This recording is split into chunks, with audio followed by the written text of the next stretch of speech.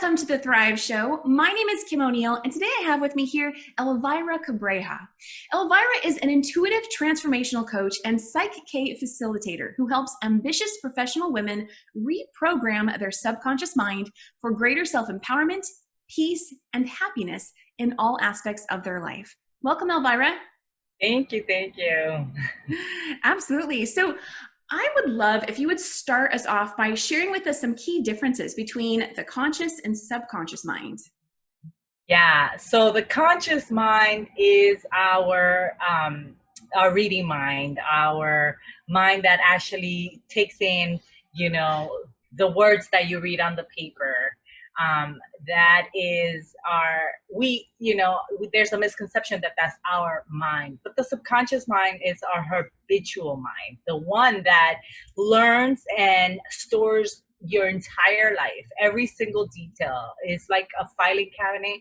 It keeps absolutely everything that has ever happened to you in your entire life. It's a habitual mind. So the beauty in this is that you'll learn how to walk, right? And you don't have to remember to, take one step after another. Your habitual mind takes care of that. The habitual mind takes care of your organs, right? We don't have to tell our heart pump, right? So that's an example of your subconscious mind. Awesome. Okay. And so you talk about a person's reality coming from the programming of their mind. So how does a person's mind first get programmed in the first place? Right. So there's actually studies now that are saying that our programming actually starts from the womb. So a baby in the last trimester, it actually is already absorbing its environment. So if the parents are always arguing, it feeds off of the mom's energy and emotions. So if the mom is always stressed out, the baby tends to take on that. So move forward into the primitive years of a child, from the time from zero birth all the way to 7 or 8 years old. They are in a state of absorption, right? They always say that children are like sponges, right? So they take on absolutely everything. So the way the parents act, the way that they're spoken to by their teachers, the way that they're relating with their siblings and family members, all of that is captured into your subconscious, and a formulation or a way of being is then set. And then, yes, so that's answering your question. It really highlights that learning doesn't begin when the child is born. Learning begins even before. Yes, even before. It's mind-blowing, and there's more and more tests and studies being done, so you can really truly believe and really see that, right? Wow. Well, what would you say is the ripple effect? We've started to delve into some of this by talking about a baby, but what would you say is the ripple effect the subconscious mind has on other key elements of how a person functions and lives their life? So the subconscious mind is our it's like it brings out 95% of our reality. So our 95% of our reality, everything that we do, is actually run by our subconscious mind. Only about 5% is done by our conscious mind. So if you go ahead and say, I'm going to work out today, right?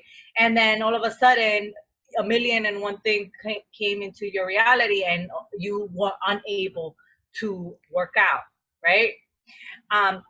Then that is showing you that consciously you want to work out, but something somehow came into your reality and took you to a different path. That's your subconscious at work, right? You may believe that, well, I don't have time, or it's too hard, or, well, nobody in my family has ever worked out, so why should I? And this is all happening in the background. Consciously, you want to work out. Subconsciously, there are stories and things that are running your reality, and in turn not allowing you to truly be at your highest potential. Definitely I could sounds go like further in that, but I'll take a pause. no, that was great. I mean, what came up for me was self-sabotage. Yes. Huge self-sabotage. You know, they say that you are your worst nightmare, right? You are your worst enemy. You could look at yourself in the mirror and see, you know, being overweight or ugly or whatever. And meanwhile, somebody looking at you like, oh my God, you're the most gorgeous person in this world. Why is that different, right? And it's all about the way that you see yourself, the way that you see your life. It's like a lens. Our life is like a lens. You have a lens, and that lens is all your subconscious programming. I want to ask you, how does it really help a woman once she starts to uncover some of these ways that she's self-sabotaging in her subconscious mind? How does it help her start to move forward in her business? So, for example, for me, when I began this work, right, I had a limiting belief, a subconscious programming that there's not enough time to do anything, right? So what happened in my reality? There wasn't enough time to do what I wanted to do, right? There wasn't enough time to working out or eat healthy or do everything that I wanted to do. So that I needed to come to a realization first of realizing, well, that's not true. There's this person and that person that gets everything done. And how do they do that? Well, that's just showing you that is a programming that you may have, right? Right. And once you reprogram that, once you say, you know what, no, I have all the time that I need and want to get anything that I want done, guess what? Now your subconscious goes to work to actually get that done. So by reprogramming your mind, you'll get to have the life that you've always wanted. And it actually becomes easier. It actually becomes effortless, right? Awesome. Well, I know there are a lot of different methods that people can use to help reprogram their subconscious mind. We're not going to delve deep into any of them, but will you just list what some of those different methods are? Absolutely. So the first and most transformative is energy psychology. So that the beauty is that it's a mechanism of super learning. So you get to reprogram your subconscious mind in minutes, and a lot of the time transform your life drastically in a very short period of time. So some of the tools that you may already know, it's the one that I am a facilitator on is Psych-K and EFT.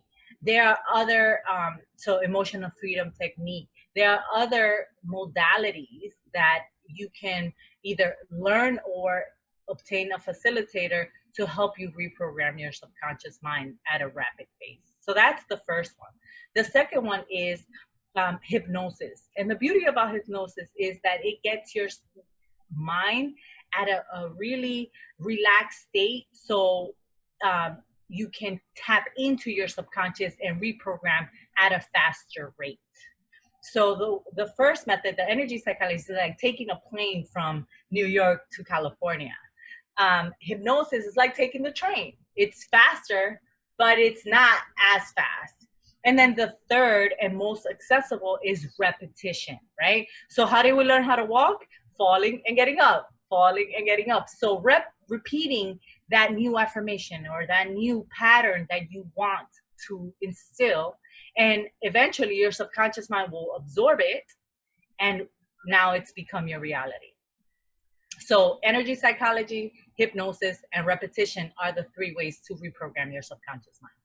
Awesome. Thank you for sharing those. Well, I know we are nearing the end of our conversation, but if a person wanted to start to reprogram their mind on their own at home, what would be a key step they could start to do that on their own? So I'm going to give you 4 quick steps that anyone can do right now. First, take a look at your life. Tap into whatever it is that you're having the most pain in, or the one that you want the most change in. Become aware of what is it that is no longer serving you, right? So for example, for me, it was time. I had a belief that I didn't have enough time. The second is choose your new empowering belief. I have all the time I need to get everything that I want done. That is my new empowering belief. The third is reprogram your mind. So choose your subconscious mind. Choose one of the three methods. The most accessible one is repetition. And I'll give you a quick tip right now. The subconscious mind goes out. It's like your servant. So one way to really tap in and to start seeing changes right now is to change your belief into a question. So why is it that I have all the time I need in the world? And guess what? It'll come. And the last step is to start taking action as if you already accomplished, because you need to give your conscious mind a proof of, hey, you know what? I do have the time. Look, I had an interview and I got my laundry done and I got to work out and all of that goodness. And your life starts shifting immensely in a very short period of time. Those were awesome tips. Thank you for sharing those with us. Absolutely. Well, Elvira, it was wonderful having you here today. I really appreciate you sharing your expertise and wisdom.